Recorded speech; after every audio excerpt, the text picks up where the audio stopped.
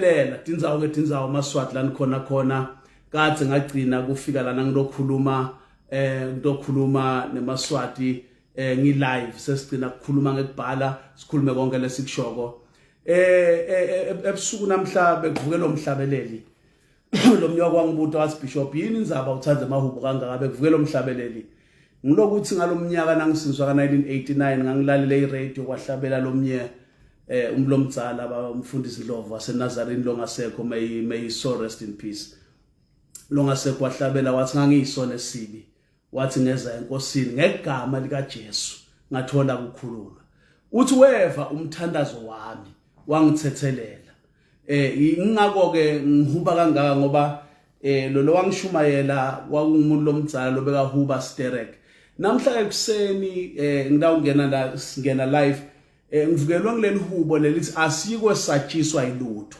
sihambe endleleni yenkosi asiyikwe satshiswa yilutho ngoba thina sihamba kuphi endleleni yenkosi hayi endleleni yakankhambule noma endleleni yakadlamini noma endleleni yakamnisi sihamba endleleni yenkosi lendlela yendelo labangcwele labasendleleni yenkosi labantu labasendleleni yenkosi uthi lo hlaba yawehla imvula yehlele emhlabathini sihamba kiyo lendlela sendleleni yenkosi ayibonga inkosi yawufunyanwa ngisho imithombo yemanzi sisendleleni yenkosi I pray that God will intervene in our country. I pray that God will intervene in our country. Nkulunkulu lovama umusa sikiyo indlela asiyusatshiswa yilutho asesabi we are not afraid sikhona nkulunkulu lophilako Maswati lamahle ngite nje kutonikhutsata kutokhuluma live la nkulunkulu utonikhutsata asiyusatshiswa yilutho usho ukuthi asiyusatshiswa yilutho sendleleni yenkosi yindzaba singesabi ukuthi sendleleni yenkosi sithe kutwenda licebo la nkulunkulu lithi iBhayibheli after David had served the purpose of God in his generation he died and he was gathered he fell asleep actually he fell asleep and he was gathered to his fathers sekacethe umsebenzi wakhe ngithi ke Maswati lamahle lelingilale ngetindzawo namhlanje na ngive mandla emandla okuvuka kwakhe yena lo moya lwavusa Jesu kulabafile yena the same spirit that resurrected Jesus from the dead lisilive la uma lo moya lwavusa Jesu kulabafile uhlala kini uyawuphilisa ngisho imtimba yenu lefako that same Holy Spirit uma hlala kini sithi ke Maswati lamahle sikhathi lesekumthemba nkulunkulu sikhathi sekumthemba kunalamavu lengifuna kuwafunda kafishane lasencwadini ya Romans ku chapter 8 ku verse number 31 Romans 8 verse 31 what then shall we say to these things if God is for us who can be against us siyawuthini kuloko kuko konke lokhu siyawuthini lokusehlelako siyawuthini lokudingelwa siyawuthini kuko konke lokhu siyawuthini uma uNkulunkulu nayimpendulo uma uNkulunkulu emi ngakithi if God be for us ngibani uyawumelana nathi Father bless this word le live inkosi alithola indzawo tinhlitweni tebantwana bakho le live alifinyelele tinhlitweni ulibuse nkosi liphilise lende tintfo letinhle ligucule simo sempilo egameni lika Jesu kubuye lithemba eveni lakithi kulase baphelwe lithemba ngegama lika Jesu Kristu amen lithi ke le live siyawuthini kule tintfo leti what shall we say to these things nangithi ngibuka le tintfo Paul lacetha ukukhuluma ngako ukhuluma about the weight of glory ukhuluma ngesisindo senkhatimulo uthi this weight of glory uthi the suffering of this present age ihlupheka kwalesikhathi samanje cannot be compared uthi akunawulinganiswa nale nkhatimulo letawumbulwa kithi but it's not just glory he says it is a weight of glory because the suffering of the saints the struggles of the people of God the people of our country their struggles they produce a weight of glory in other words why is it called sisindo sengazimulo a weight of glory it is because when you go through things now udlula etintweni letitsite you are moved from glory to glory from glory to glory as trials comes as trouble come tilingo tifika timbi utilwa tiyakutsatsa letimbi lotinqobe namhla tikukatapulta tikufake to the next level kufike letinye tikutsatsa tikukatapulta tikufake to the next level from glory to glory from strength to strength until we appear on that great day ngitsike litsike le livi nasilifunza namhlanje na bazalwane maswati lamahle lithi siyawuthini kuloku. What shall we say? What shall we say? Let me read it one more time. What then shall we say? Romans 8 for those labafika manje base Rome chapter 8 verse number 31. What then shall we say to these things? What then shall we say to these things? Underline all these things. Then we all these things go to shock. What shall we say to these things? Now to vula Romans chapter 8. Now to amqala verse 1. The Bible lithi akusena kulahla kulaba Kristu Jesu. There is therefore now no condemnation to those who are in Christ Jesus. For the law of the Spirit of life in Christ Jesus has set them free from the law of sin and death. Lithi lo mthetho lithi akusena kulahla kulaba Kristu Jesu ngoba umthetho kamoya wekuphila, the law of the Spirit of life, umthetho kamoya wekuphila kuKristu Jesu ngiwo lo cancele umthetho wesono nekufa lebe sisebenta emtimbeni wethu malungeni ethu thina singakakholwa kodwa manje ke iBhayibheli libeka sobala lithi nina lebe nifile ngenxa yethi phambi kotenu uNkulunkulu wanenda naphila kanye naye Kristu wanvusa ekufeni kanye naye selihlalisiwe etindzaweni leti sedulu. You are seated in heavenly places la nihleli khona ngalamanye amagama niku-position of authority. Lithi ke lana what shall we say to these things? Kuthi angitibale letintfo nangifundza lelivi letintfo lekhulunywa ngato labo these things siyawutsini kuloko. What shall we say to these things? Kuthi angitibale ngoba Paula ubala tintfwanyana lapha ukhuluma nge-manifestation of the sons of God. Uthi this temporal suffering uthi lokuhlupheka kwemzuzwana kwesikhashana shall not be compared with the glory that is yet to be manifest in the sons of God. Uthi Apostle Paul nendalo iyabubula, even nature is longing, iyakhala iyabubula, ilangatelelwa the manifestation kwembula kwabantwana baNkulunkulu. Now bese athi what shall we say to these things? Namhlanje na ensamba masingakahlukani naku lengifuna kusho kuwe tikhona tintfo londlulekito. LiBhayibheli nawufunda Genesis chapter 22 likhuluma emagama nawuqala lithi after these things God tested Abraham. Emva kwaloko uNkulunkulu wamvivinya Abraham. Umnake lo after these things. What shall we say to these things?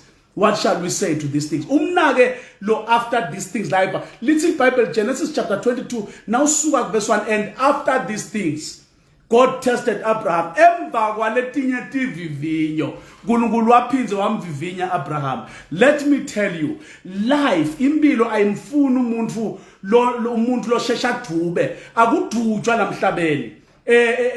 Lamhlabeni akufuneka kube ngumzalwa lodubako, ngumzalwa lothi I quit, I give up. Akusiso sikhathi sokuthi I quit, I give up. Noma wendani emhlabeni akufuneka ube ne-personality yokuthi mina ngiyaduba, mina I quit, I give up. Lithi lelivi lana emva kwaloko uNkulunkulu wamvivinya after Abraham. God tested him and he said to Abraham, uNkulunkulu akhuluma naAbraham, wathi uNkulunkulu Abraham, Abraham, take your only son Isaac, whom you love, ndotsana yakho letelo yodwa loyithandayo, uthi go to a place la ngitakulayela khona ufike umnikele khona. God was talking to Abraham. He tested him. Bekafuna kubona uNkulunkulu ukuthi where is the heart of Abraham. Let me submit to you maswati lamahle, there is a test. The struggle that you are facing, we are waging a struggle.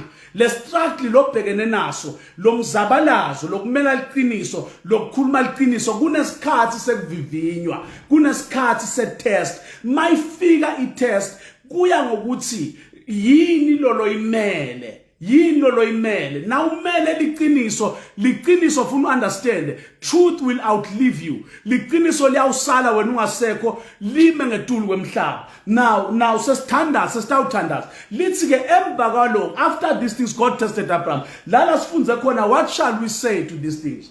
Siyawuthini kuloko? Siyawuthini ngalokudingelwa? Siyawuthini ngekubulawa kwamema comrade mema siyawuthini ngabo? What shall we say to these things?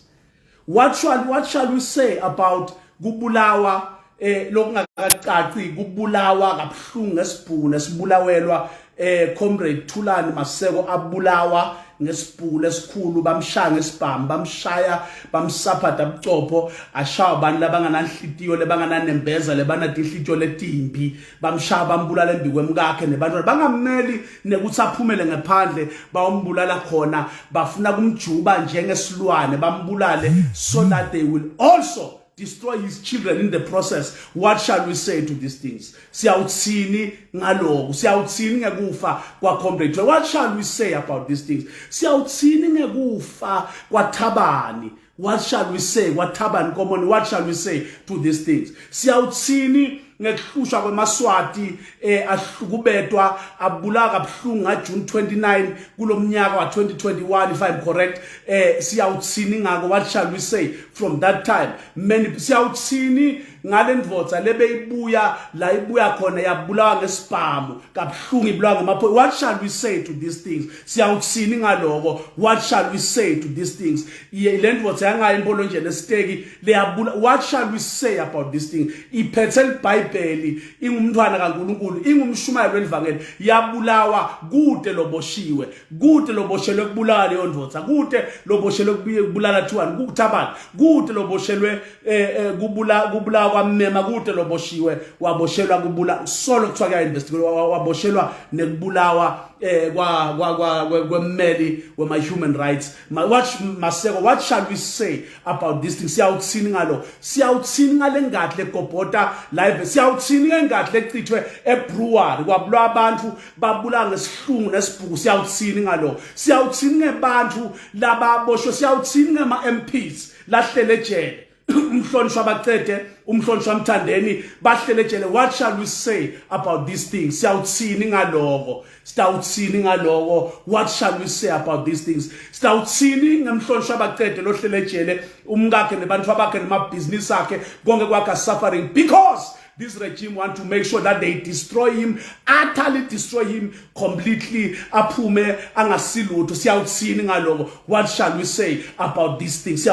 Siyawutsini ngaMthandeni lohlele ejele ashiye abantu abakhe nemisebenzi yakhe yonke babe kwelicala lebangenalo lo hulumende uyathi nemthetho uyathi bonke abantu bayathi ukuthi abanalicala kodwa babe kwelicala. What shall we say about these things? Siyawutsini ngaloko. What shall we say about these things? What shall we say? Siyawutsini ngema students namhla ngingakafiki ma students. Siyawutsini ngemhlonishwa magawugawu lohlele ekudzingisweni njoba sikhuluma umntwana wakhe nalelinye elijala kaSimelane lelisemzabalazweni bathethwe baboshiwe basejele akufuneki nokuthi basitakale. Sitawutsini ngaloko lithi live laNkulunkulu. What shall we say about these things? Siyawutsini ngaloko, siyawutsini ngaleti nhlupheko tebantu kunema families la khona kungasadwa athi kutawudliwani batali bafundisa abantwana babulawa. Sitawutsini ngebuholi belive lobungafuni ukuxolisa ngekufa kwebantu libathatha responsibility kuyiwe kudalo kuhlalwe phasi kukhulunyiswane baxolise labento khona emaphutha sibaxolele nangabe siyabaxolela ngekuthi baxolisa ngesincerity ngoba phela umuntu uxolisana akaxolisa mbamba umuntu nake yana nje akaxolelwa kuyayiqala ekukhulunyiswe lenzaba igujwe ukuze kuvakale ukuthi uxolisa ini. Siyawutsini ngaloko, siyawutsini. What shall we say about these things? I am going to give you an answer. What shall we say about this? Siyawutsini ngama students namhlanje na langena scholarships imali elive lakithi yonke iyathathwa kwakhiwa ema white elephant structures, massive structures, billions spent. ICC lapha eThekwini now ibuka ayifiki kule mali spend kwakhiwa even a quarter of what ICC is. Lento leyakhiwa lapha yana ngitse Swatini ibudget kulomnyaka iphumile iyaphumela lokho. Students abakhona ukubhadalelwa esikolweni, bantu abethu abakhona ukuyeta esikolweni. What shall we say to these things? What shall we say to these things? Should we be quiet? Should we just be quiet? Should we let it pass? No, it's no more time to let it pass. Simbitile hulumende. Simbitile hulumende ngwenyanga satha kuyiwe tafuleni akuhlalwe phasi kukhulunywe bakhipha 22 million benda ngathi kuyokhulunywa baphindze kulomnyaka bafaka another massive imali bayithatha kubudget babudgetela idialogue lengakaqali Right now, as we are speaking, they are pushing us to go to the elections before dialogue. What kind of state are we living on? What shall we say to these things? Should we be quiet? Should the church be quiet? Should the church continue to be in bed with the state? Should the church neglect truth at the expense of comfort? No. What shall we say to these things? There are many things I can talk about. Too many bad things have happened in our country. Manga, lies, and deception have become the order of the day. May God help us. What shall we say to these things? And the writer of these books then says, if God be for us, who then shall be against us? This is my comfort. This is my confidence. Maswatlamat, uma unkulunkulu engakithi ngubani longamelana nathi. Uma unkulunkulu engakithi ngubani longamelana nathi. If God be for us, who then shall be against us? Angisho lamagama kuthi noma bangaba netimpi, noma bangaba netinqola netinkalishi, bathembe tinqola tabo netinkalishi nemahashabo, thina sithembe igama lika Jehova, ngoba igama lika Jehova lingumbhoshongo oqinileyo labalethemba kobabalekela khona. They may trust in chariots, they may trust in horses, but we trust in the name of the Lord. What shall we say to these things? There are many things I can count. There are many things, conflicting statements, continuous lying in our country, denials. Njengamanje umhlaba wonke ushaqekile, we do not know. Nami angisho ukuthi ngithini ukuthi ngiyathi ukuthi ubulewe ngibani Thulani comrade Thulani Maseko. I'm not saying I know, but all I am saying, I have my suspicions based on information lengivile recently ukuthi kunebantu maswathi lamahle labahlangene labanye babangama agents of state bahlangana baplana kubulala Thulani Maseko, baplana kumbulala, bahlela baplana kumbulala, bathi batawusulela aviwa, bathi Bishop Mkambule tawuthwa uyayathi lenzaba ngoba wakhulunyiswa ngThulani, bakhuluma emanga. Akuzange sekwendeke ngisho nakanye kudiscusswe leyo nto, bakhuluma emanga, basendlini bahlangene bantu labaduna ngemadodza akha scheme akhe emanga, bafuna kubulala, abakaboshwa labo bantu, abakaquestionwa labo bantu. Kude lokusukumele ngisho noma ngibani lo hulumende kude lokusukumela ukuthi yini lesivako bathulile ngathi akuyendeki lutho ungathi akakhulunywa lutho. That is why we are suspicious of who killed Comrade Thulani Maseko. That is why we are suspicious of who killed Comrade Thulani Maseko. It is for that reason we have our suspicions. We are saying, what shall we say to these things? If God be for us, as I am about to pray, this is my comfort.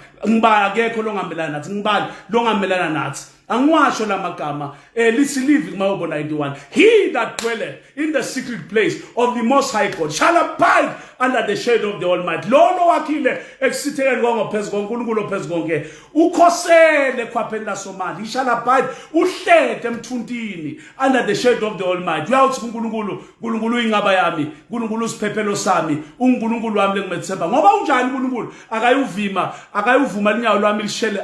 In the day of trouble he shall conceal me in his tabernacle. Uyangifihla ngelisuku lehlupheka ethendeni lakhe. Lithi akayuvuma linyawo lwami ashelele. Uthi uyawubona bayawuwa ngesekudla ngesenqele sakho tingulwathi 10 ngesekudla sakho, inkulungwane ngesenqele sakho tingulwathi 10 ngesekudla sakho. Lithi you shall only see. I pray that you shall only see. You shall not die by mistake. You shall not die by accident. You shall not die by the wickedness of your enemies. May God protect you. May God cover you. May God cover your family. May God protect your family. May the mighty one of Israel, who is able to do exceedingly abundantly far above all that we ask or imagine, according to the power that worketh in us. Akwendele imihlo yena lokwathi kwenda endisise nkulunkulu. Ngithi maswathi lamahle bamba naku lengushoko, bamba nawo amagama lengiwashoko sengithandaza. What shall we say? Siyawuthini ngaloko? Kuningi lengakubala. Kodwa nginalelisemba uma uNkulunkulu angakithi. That is all I want to know. Kuthi uNkulunkulu on whose side, but I see God is on our side.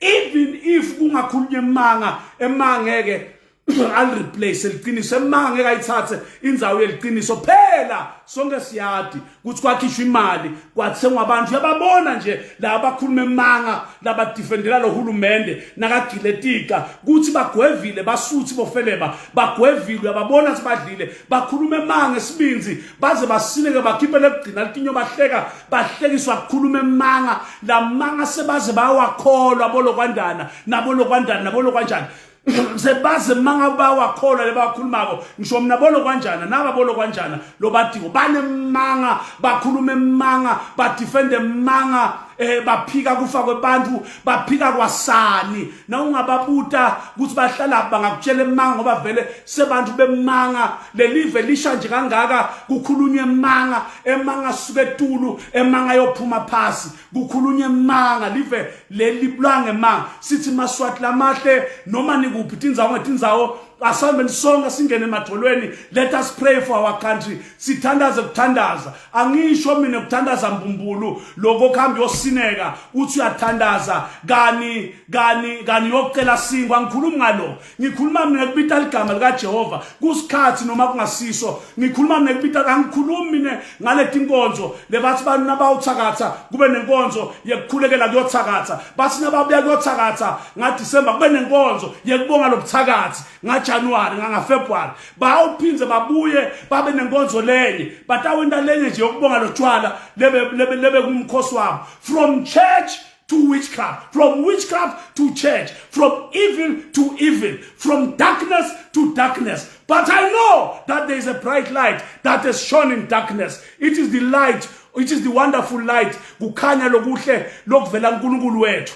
Tika tebantu labanye bashumayeli banemanga abanamahloni sozumangale kuthi lo abamncumulele sonto nje banemanga kangaka ngoba umshumayeli onemanga kangaka mina ngabe kathi ngamncuma ngoba mubu umuntu lokhuluma emanga emepulpiti akhulume emanga asilimelele iqiniso maswati lamahle. Let us stand for the truth. God arise and have mercy on our country as I pray. May God arise. Akaphakame uNkulunkulu ahawukele live lakithi. May God heal our land. Sitabe solo simtusa, solo simncenga, simncusa lo hulumende simtusana. Simncusa lo hulumende. Kuthi sihambe kuyiwe kudalo kuhlalwe phasi kukhulunyiswane. Nawe emagama lengiwashayo. Siyapi elukhethweni idalo ngingakaqala. Into lesilwela sonke kuthi kuyiwe ku dialogue le option yekuhamba yelikhethweni uthi uyovota yi option lo ithatha ngoba I believe yi option letsethwe ngoba lo hulumende wale ne dialogue kufuna kuhlalwe phasi kukhulunyiswane kulungiswe tinkinga la eveni kulungiswe nalaba labahlela kuyenga yona lenkosi ngoba nayo angikholwa ukuthi bayiyenga mbambamba angikholwa ukuthi ibayiyenga mbambamba inkosi angikholwa iyabalalela leyikwenda ke inkosi yakuthanza kuwena lamagama ukuthi inkosi yayengwa wayekelwe ngikuthi umuntu lomdzalo ngangami longayengwa nje nawe nje ngeke uhamba uyengwa phela na inkosi ngumuntu ingwenyama na umuntu lomdzala lengwenyama emaswati ayikeke kude lo yengako konke lokwendeka la eveni kuyinthando yayo inkosi tonke tinto letenda kulevela kithi inkosi yathi inkosi imswati wesithathu uyathi ukuthi kwendekani nguyeke sigcoko wekugcina last number. He is the one that is supposed to call this nation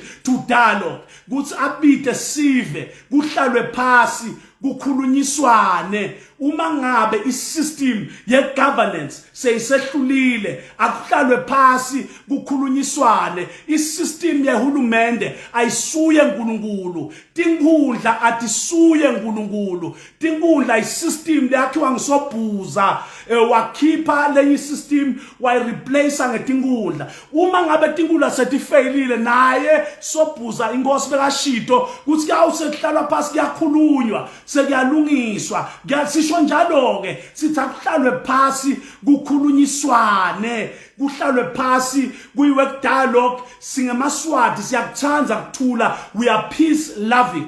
I want to say ithi tengosi tibhamu atima tithule silence the guns. I am saying your majesty, your policemen, your soldiers and your so-called mercenaries must silence their guns. Your Majesty, let me say this as a prophet of God. Your soldiers, your police officers, your armed forces, and the so-called army experts, military experts, who we choose to call mercenaries, those ones must silence their guns first.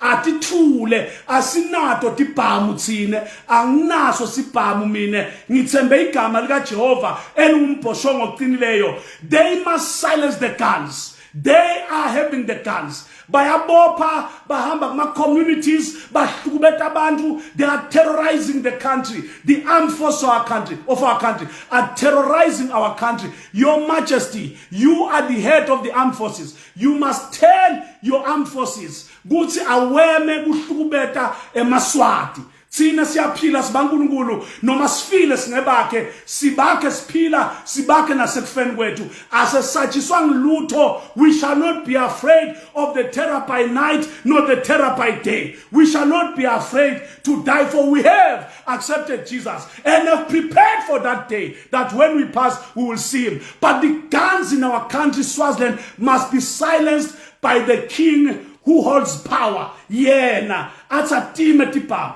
Into letawumisa tibhamu akusiwo kuphela kukhuluma, kuhamba siye kudalo, kuhlalwe phasi, kukhulunyiswane, kuhlelwe, kuboniswane, kubuke indlela yaphambili, kube everyone abe willing to listen to the other party and engage fruitfully. That is all we are appealing for. We are saying, if God be for us, who then shall be against us? Nalabathi bayasibulala ngeke basithethe sibaningi simaSwati, sifuna inkululeko, sifuna abantu abethu bakhule eveni lihle, bahlale kahle malungelo abahlonishwe, sithi sibankulunkulu, ngeke nisithethe noma ngasiyasibulala, sibaningi kunani. Laba methemba koJehova, thandaza Bishop uhambe sengiyathandaza ngelosi. Laba methemba koJehova bafaniswa nensaba yaseSiyoni lenganawutanyataniswa, njengoba insaba thatha eJerusalema kanjalo simakathi yabahaqa laba ngabakhe kusukela manje kuze bephakathe. uNkulunkulu anakho eMaswati, uNkulunkulu anivikele eMaswati, uNkulunkulu athulise tibhamu letibulala eMaswati. Jehova siyakhuleka njengomprofeti Isaiah uthi ku-Isaiah 51 uthi phakama vuka mkhono kaJehova wembathe amandla akho njengasemihleni yasendulo. Vuka phakama mkhono kaJehova wembathe amandla akho njengasemihleni yabobabe imihla yasendulo. It is my prayer that God will arise and have mercy on our country. Bafa bantu aphele eMaswati tibhamu atingelwe eMaswati. Jehova phamsa sandla sakho. I plead the blood of Jesus in the valleys of our country and in the mountains of our country, the lows and the highs. Lord, I plead the blood of Jesus. Memeteli ingadi ezimela sisho, lezimela lesisho engadini ya Kristu Jesu. To the east gate, the north gate, the south gate, the west gate. I plead the blood of Jesus against all satanic and demonic altars. I call on the mighty name of the Lord. I speak the blood of Jesus. We destroy any form of witchcraft in the mighty name of Jesus. In the mighty name of Jesus. Phakama mkhono kaJehova wembathe amandla akho. Sikwethembile uNkulunkulu, uyinqaba yethu isiphephelo sethu. Akekho njengawe, akekho akekho ongalinganiswa nawe, akekho ongafananiswa nawe. Egameni lika Jesu Kristu. Let us pray bazalwane. Let us not ignore. Let us not even ignore the suffering of those who are in prison. Let us pray for them. Let us remember them. Let us pray for them. Lababoshwe for political reasons. Bakhelwe labanye trumped up churches. Just recently, kuthethe umfana wamagawugawu Zweli wathathwa wayovalelwa. Angathi Zweli angadubula abani, angaba i-terrorist nakwente njani Zweli, ngoba noma umbona Zweli uyambona ukuthi lona ngeke abe i-terrorist, uyambona nje kuthi akanathi ledoda imbawu. Uthethe uvalelwe. Sithi Maswati lamahle, let us pray. Let us pray for Honorable Makauka. Let's pray for his family. Let's pray for Bakete and Imtande. Let's pray for their families. Let's pray for the family, the wife and the children of Comrade Tulan Masiko. Let's pray for their families. Let us pray for all the Swazis.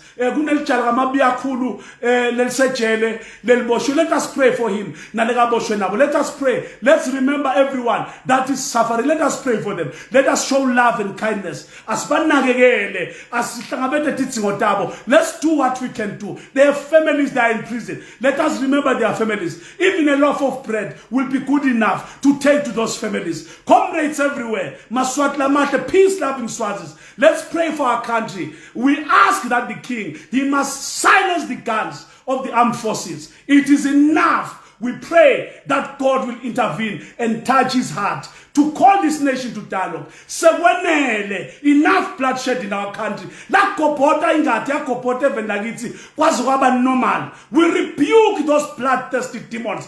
But demon la tsanzi ingati siyakhuta ngegama lika Jesu Kristu waseNazaretha. Ngithi bazalwane, what shall we say to these things? If God be for us, who then shall be against us? Siyawuthini kuloku uma uNkulunkulu engakithi ubani ongamelana nathi? May God bless you. May he keep you. May he keep you. Let me make this righteous decree as I close. The people of God, they shall live, they shall not die. Maraboshaya. They shall prosper, they shall lack for nothing. They shall be in good health, they shall suffer no sickness. No weapon formed against you shall prosper. Every tongue that condemn you, I condemn. For this is your inheritance. You are blessed, I speak to this nation, in the midst of chaos, in the midst of bloodshed, in the midst of everything that is happening. I say you are blessed, you are blessed, you are blessed. Surely goodness and mercy shall follow you all the days of your life, and you shall dwell in the house of the Lord forever. You are blessed beyond measure. May God bless you. May he cause his face to shine upon you. May he give you peace.